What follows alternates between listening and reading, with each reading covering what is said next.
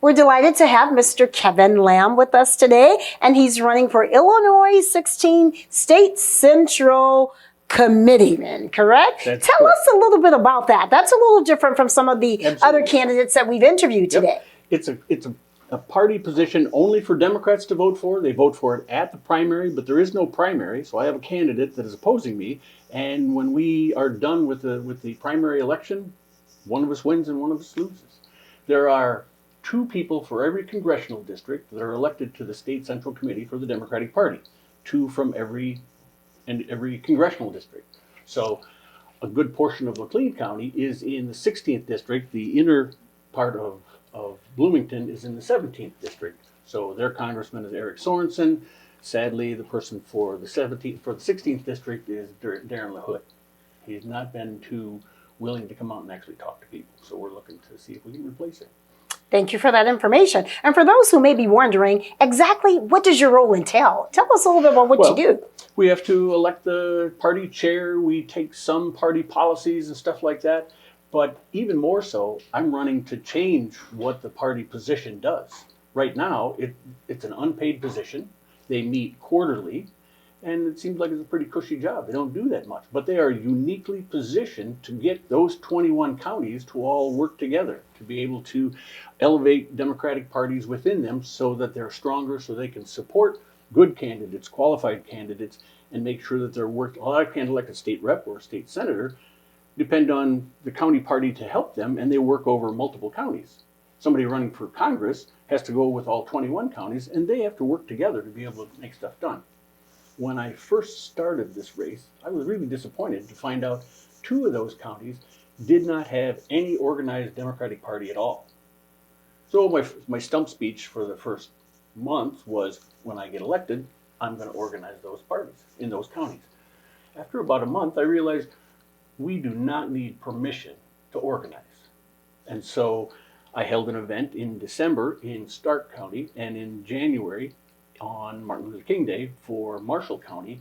We had 30 people show up in the one county, 65 people show up in the other. They were ready to go. So I don't know why they weren't organized before.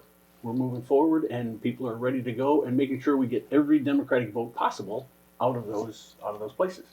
Thank you for that overview. I appreciate that, and I'm sure our viewers will as well. So now let's talk about accountability. Our constituents out there want to know, how will you help to hold people in elected offices accountable, whether it's allegations of discrimination, harassment, misogyny? How will you hold them accountable? First of all, a lot of that work is done when we're vetting candidates. It's a very difficult thing. One, sometimes we're desperate to get a candidate to run in an area. You're probably, when you've gone to vote, you'll find Democrat, no candidate, Democrat, no candidate. We cannot just say, I'm desperate for anybody to run. We have to make sure that they know the job, but they are a conscientious person who will follow the law. So part of it is just the vetting process to begin with. But the rest of it is to make sure all the other people who are elected realize and are supported. You can ask hard questions. If one of your counterparts is doing something that's against the law, you raise your voice and we will back you up. Okay. Well, that's a perfect segue to this next question. The constituents want to know, how will you personally fight corruption in local government? Pretty much the same thing. Vetting, making sure the law is followed, making sure that people are doing the best of their ability, and that they have resources to be able to reach out to when they have questions of what's the right thing, what's the wrong thing. I have a friend who's on the board with me who wants to do something, and they're asking me to sign off on it. They have to know that they can ask those questions hard. The party should be willing to stand up behind them. Sometimes it's the chair of the board or somebody who's very powerful that says, go along, or we're gonna dump on you. And the party has to be able to stand behind those people and say, ask the hard question, make sure this stuff is correct. It's not just the money that's lost to taxpayers, it's the erosion of public trust. When people don't trust, how many people do we know that say, I'm not going to vote, I'm not going to do this, they're all this, they're all... We need to make sure we keep the best of the people who are in, protected, and put on a pedestal for their good action. Because too often we only hear about the bad actions. Yeah. So let's think futuristically. Where do you see the county in 5 years? The county?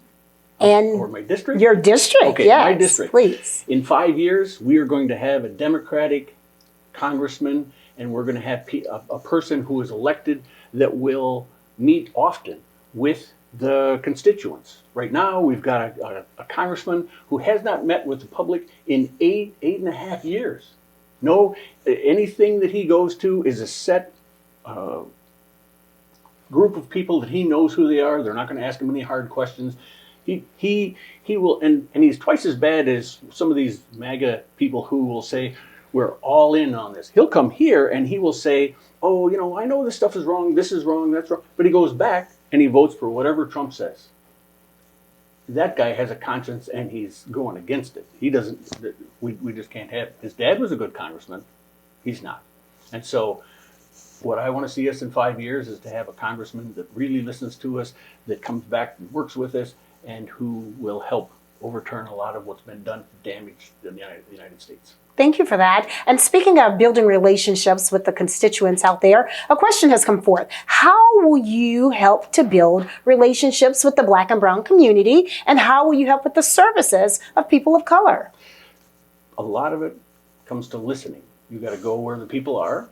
I have a membership card, so I want to make sure that people know that I'm willing to listen, that I want to know what their thoughts are as we are forming ideas and talking to people, whether it's the black, brown, any community should be able to come and express their opinion and be involved. I worked a long time in the Latino community in Chicago, and I know they see me on the porch with a clipboard and they think this looks more like trouble than it looks like help. And so it takes a lot of work to get past that and to say, we can work together on this. We can find ways to work on stuff to make sure your voice is heard. And I have to prove myself. I have to, not just in a quick answer that I can give you today, I have to prove myself over time, and that's the only way people are going to believe that. Well, thank you for your time, and we're right at our allotted time for today. So again, on behalf of the NAACP, Bloomington-Normal branch, and the men of Alpha Phi Alpha Fraternity Incorporated, Nu Psi Lambda graduate chapter, we thank you for coming out today. My pleasure. Thank you, sir. Thank you.